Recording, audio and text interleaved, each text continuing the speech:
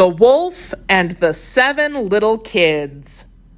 There was once a mother goat who had 7 little kids, and she loved them as well as any mother has ever loved her children. Kids is a word for baby goats. One day she gathered her 7 kids around her and said, "Dear children, I must go into the forest to get food for us to eat. While I am away, do not open the door for anyone, especially the wolf. You will always know him by his rough voice and by the dark gray fur on his paws." "Don't worry, Mother," said the kids. "We will take good care of ourselves." So the mother goat bleated goodbye and went on her way with a calm mind. Meanwhile, the wolf was all alone in the forest.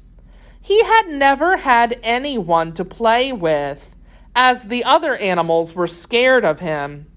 This made him quite sad, but he thought maybe if the 7 kids just got to know him, they would want to play with him. The wolf decided he would disguise himself in order to get the kids to give him a chance. That means the wolf will change how he looks or sounds. Soon there came a knock at the door, and a voice called out, "Open the door, my dear children. Your mother is back and has brought you each something." But oh, what a rough voice. The kids thought it surely must be too soon for their mother to be back. "No, we won't open the door," cried the kids. "Our mother has a sweet, gentle voice, and your voice is rough. You must be the wolf." And so the kids went on playing, feeling very proud of themselves. The wolf felt very sad, for he could not help that his voice was rough. He ran off to a store where he bought a big lump of a special kind of chalk, which he ate to make his voice soft. Then he came back and knocked at the door and called out in a gentle voice, "Open the door, my dear children. Your mother is back and has brought you each something." The wolf felt for sure that this time the kids would open the door and he could prove to them that he was actually a very nice wolf. But the poor wolf had put his paws against the window, and the kids could see his dark gray fur. "No, we won't open the door," cried the kids. "Our mother's feet do not have dark gray fur. You must be the wolf." Again, the kids went on playing, feeling even prouder that they had identified the wolf by his paws. Again, the poor wolf felt sad, for he could not help that his fur was dark gray. And so he ran to a baker. A baker is a person who makes and sells bread and cakes. "Baker," he said, "please spread some dough over my paws." And when the baker had coated his paws with dough, the wolf went to the miller. A miller is a person who works at a mill and makes flour. "Miller," he said, "please sprinkle some white flour over my paws." Now the wolf's feet looked just like the mother goat's.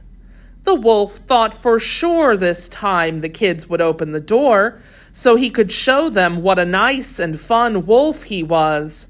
For a third time, the wolf went to the door, knocked, and said in a gentle voice, "Open the door, my dear children. Your mother is back and has brought you each something." The wolf was almost smiling. He was so excited to play with the kids.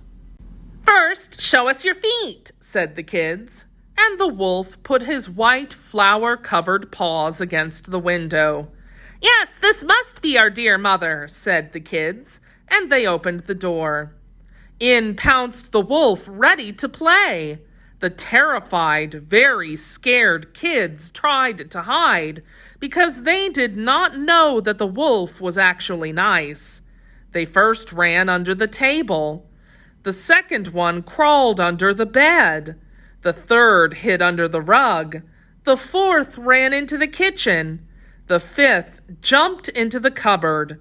The sixth ran under a tub. And the seventh climbed inside a big grandfather clock. The wolf thought the kids must be playing a great game of hide and seek. He thought if he found them all, the kids would finally want to play with him. So the wolf found them all that is except the youngest, who was hiding in the grandfather clock. The other kids were so scared that when the wolf found them, they passed out asleep. The kids are afraid of the wolf because they do not know that he is actually a nice wolf who just wants to play. The wolf was so scared that the other animals would blame him that he took the kids into the forest to wait for them to wake up. The wolf, tired from all of the excitement, strolled into the forest, lay down under a tree, and fell into a deep sleep next to the 6 sleeping kids. A short while later, the mother goat came home, and quite a sight met her eyes. The door stood wide open. Tables and chairs were thrown all about. Dishes were broken. Quilts and pillows were torn off the bed. She called out for her children, but they were nowhere to be found. She called each one again by name, but no one answered until she called the name of the youngest kid.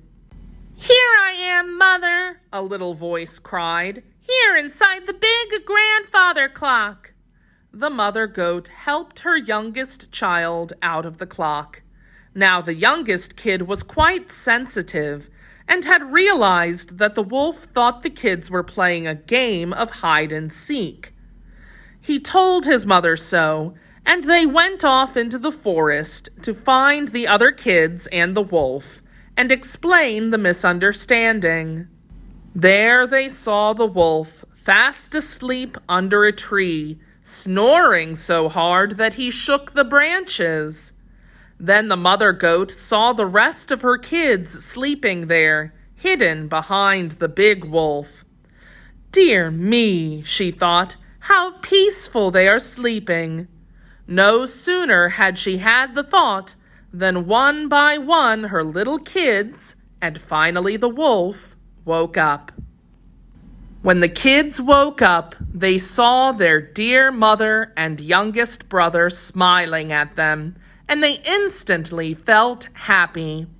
Their mother told them that the poor wolf was actually a kind animal who had just wanted to play.